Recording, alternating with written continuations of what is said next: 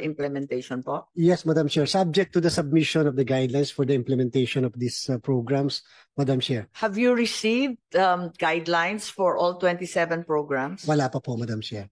So, Kaya po, this will become effective, the exemption, at least yung first batch, as contained in the December 19 request, if the guidelines should be submitted to the Commission. I recall nung ako'y nasa local government, nasa LGU, ang continuing program, sinahayaan ng COMELEC na tuloy-tuloy pa rin ang pamimigay. Kapag election, exempted talaga yan. Ano ang basehan para ma-exempt ang isang programa? Kasi po, Madam Chair, as far as the COMELEC is concerned, when it comes to the implementation of certain programs, it is really the executive department that shall determine how and who should benefit.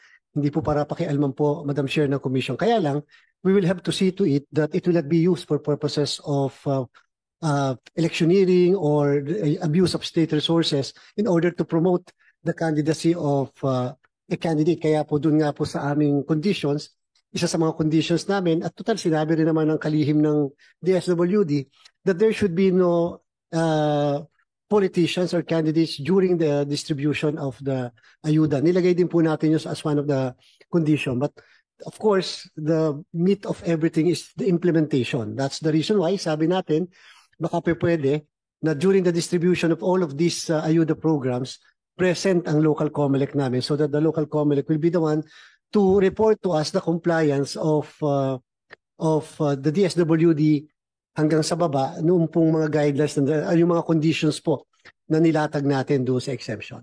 Yes. Maraming salamat sa ating chair. At dahil nabanggit na nga yung DSWD, yung DOLE at yung NEDA, pakipaliwanag lang ano yung sitwasyon natin sa guidelines. Kayo yung inatasan na gumawa nitong guidelines na inaasahan natin mas maraming mga safeguards at makakarating ika nga ni Secretary Pangandaman sa tamang beneficiaries. Yusek Alaya, please. Yes, Madam Chair.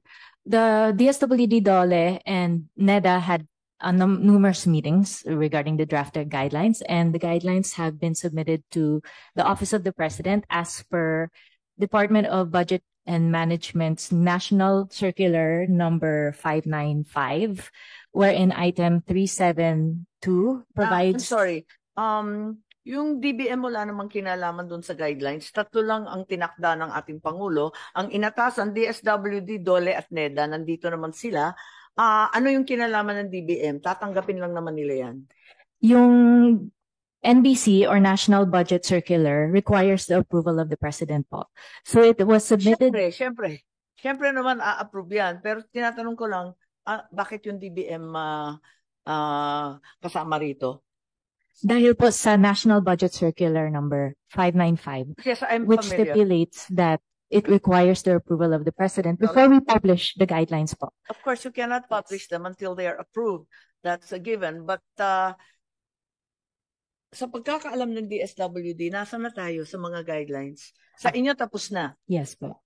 Sa DSWD, we actually similar to the previous memo that was issued last year in February with regard to ACAP, indicating that it should be low income or minimum wage. I do not recall. It kept changing.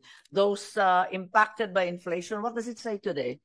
Madam Chair, may we present a PowerPoint presentation that we submitted to the committee secretary to provide you the word for word ano yung proposed guidelines prior yes, to if you could do so very quickly. In the meantime, while you're getting that ready, may we inquire from the DOLE and the NEDA, may maidadagdag po kayo dun sa tungkol sa pagdadraft ng mga guidelines? Sabi lang. Madam Chair, ang Department of Labor and Employment po ay bahagi na ng guidelines. Ito po ay pagtalima dun po sa veto message ng Presidente. Meron pong dalawang major na role ang Department of Labor. Una, patungkol po dun sa minimum wage rate, minimum wage earner, at iba pang mga... ba kayo? May istorya ba ng minimum wage earner?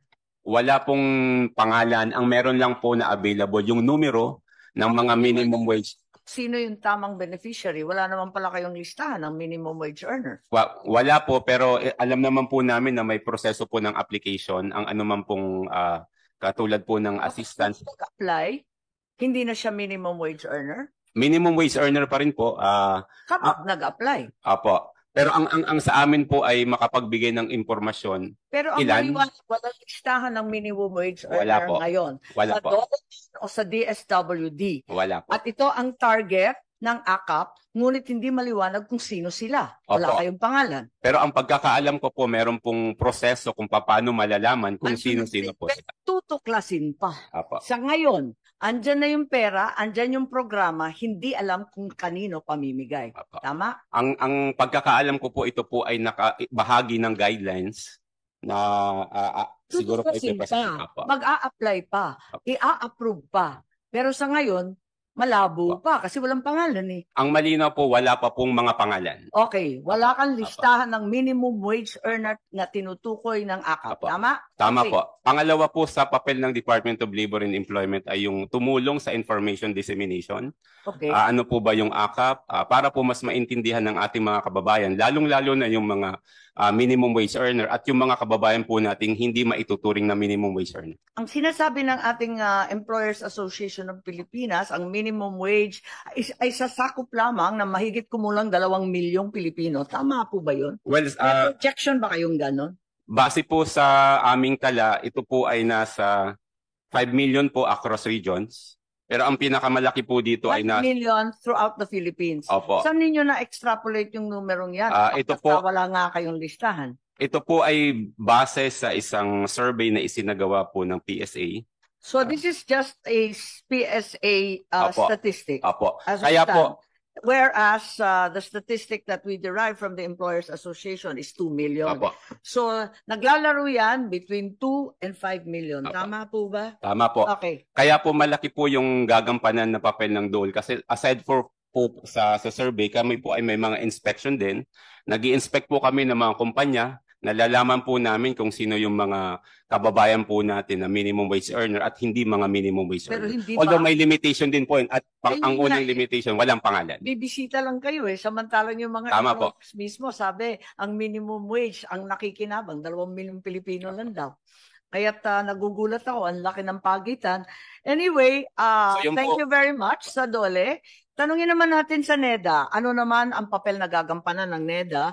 Kasi ang nabanggit yung national ID. Doon ba sa national ID natutuklasan kung minimum wage or over minimum wage? Wala naman yata nakasulat tungkol sa sahod doon sa ID, di ba po? Yung tama pa yung isang papel po ng NEDA through the Philippine Statistics Authority is to help establish the identity of the individuals who will apply for AKAP. Yung mismong database ng PhilSys, wala po siyang income information doon. No? So ang gagawin po is to try and match with other information being held by the PSA, including the civil registry, other surveys, censuses of the CBMS, etc. So ang ibibigay lang ninyo yung mga pangalan ng lahat ng may national ID. I-match po siya sa database ng PhilSys so make sure that the individual claiming to be Juan de la Cruz is really Juan de la Cruz. So authentication lang of the identity of the person. But with regard to what the DSW mentioned, that they are in fact a minimum wage earner who was hit by this inflation and other problems, wala kayong impormasyon na gano'n, di ba? Not at the initial implementation, Madam Chair, but that's part of what we are discussing and planning for in subsequent Right now, rounds of ano po ang implementation. national ID? I believe more than 91 million have been registered, Madam Chair, but PSA, please, if you can elaborate. Ano ang impormasyon na nandun? Yung pangalan, yung address? Ano pa po? Yes. Madam Chair, good morning. I'm sorry, I can't see your name. Is that Minerva Eloisa Esquibia? Yes. Okay, ma'am. yes, you're recognized po. Okay, as of date, we have registered 91.7 million. So that would cover those having physical ID, digital form, and e-fill ID. What information does the national ID contain that would be relevant to the guidelines of the ACAP? It only contains the name, the date of birth, the sex, and The date of birth, the what? sex. Okay, gender and Gender. There's no information about wage or income. that's right. That's my understanding. So, in fact, what you would be doing with the national ID would be checking after the name occurs, right? That person was real. Correct, Madam Chair. But you It's cannot provide a list of minimum wage earners, those hit by inflation, otherwise impoverished folk. There is no way for you to indicate or verify that. the national ID will only provide us the platform by which the person that would be requesting for ACAP would be authentic, in the sense that we will match it with the PhilSys database, national ID. Thank you. So, what is the participation of the NEDA in the formulation of the guidelines for ACAP po? ASEC, yes, please. ASEC Kancho. Yeah, so as directed by the President, we've worked with DSWD and DOLE, Madam Chair, on the guidelines that they will be presenting later. So our main role in the implementation is with respect to the monitoring and assessment of the program so that it can be improved in terms of the implementation design. And then through PSA, what I've mentioned, the assistance with respect to verifying the identity of the applicants, Madam Chair. Thank you very much, ASEC. It's very, very clear, therefore, that neither NEDA nor the DOLE can come up with a list of worthy beneficiaries for ACAP. Wala kayong kakayahan ipagtibay na ito yung mga minimum wage, mahihirap, or tunay na nangangailangan. Ang NEDA, magbe-verify lang kung totoong tao yun. Ang DOLE naman, nag-aabang pa rin na magkaroon sila ng mga application at kung sakasakali bumisita sila. So, Yusek Alia, saan manggagaling ang listahan niya yan? Wala namang income levels na nakatakda sa impormasyon. Ang alam ko lang listahan na nasa DSWD, ang tanging listahan na nasa inyo ay yung listahan ng 4Ps. Di po ba? Yes, that's correct, Madam Chair. Madam Chair, we are also working with DOLE to publish the regional offices and regional tripartite wages and productivity boards, and the different. Pero wala pa yun, no? Wala As pa. we speak. Yes, It wala doesn't pa. exist. So, ang sinasabi ninyo, wala rin kayong listahan. Kung ang NEDA at ang DOLE walang listahan ng mga magiging beneficiaries nitong programang to, inaamin rin ng DSWD na sa ngayon, wala rin kayong listahan para sa mga beneficiaries nito. Tama po ba? There is no list, Madam Chair, but there are the guidelines will provide the requirements to avail of ACAP. But there is no list as we speak, so we are not aware who the potential beneficiaries are. But this is supposed to be rolled out. In fact, it was already rolled out, di ba? Noong nakaraang taon, nag-roll out na kayo nito. Sino-sino pinamimigay ninyo, pinigbigyan ninyo kung wala tayong listahang maayos? Those who have been, who are in the formal and informal sector for last year, but this year it's proposed to be a bit formal different. and informal sector. Yes, of minimum wage. Lahat ng tao earners. sa buong Pilipinas, ang sinasabi mo, ilan ba nakatanggap ng ACAP noong 2024? 2024, ang nakatanggap ng ACAP is 5,073,000 Filipinos. 5 million. Sorry. Meron kayong list. Sorry, Madam Chair. It's Parang- actually 4.9 million. Sorry. Okay, kung ano man, siya yung 5 million na sinasabi. Tama ba yun? Yung estimate po ninyo na minimum wage. Yes, yes po. We're basing it on assumptions that are guided by DOLE. But they have no list. So where did you get the list for? They don't have a list, but they have assumptions. They Madam have? Chair. Assumptions. We're But basing it on their assumptions assumptions. from the PSA, these are percentages and statistics. These aren't real people. Yung mga pumila at tumanggap ay tunay ng mga tao. Yes, Madam Saan Chair. pinaghihila itong mga tunay na taong to na nakita naman natin, talaga naman, pumila ng oras-oras para matanggap yung ACAP. Madam Chair, they are also may referral din po from a social development worker.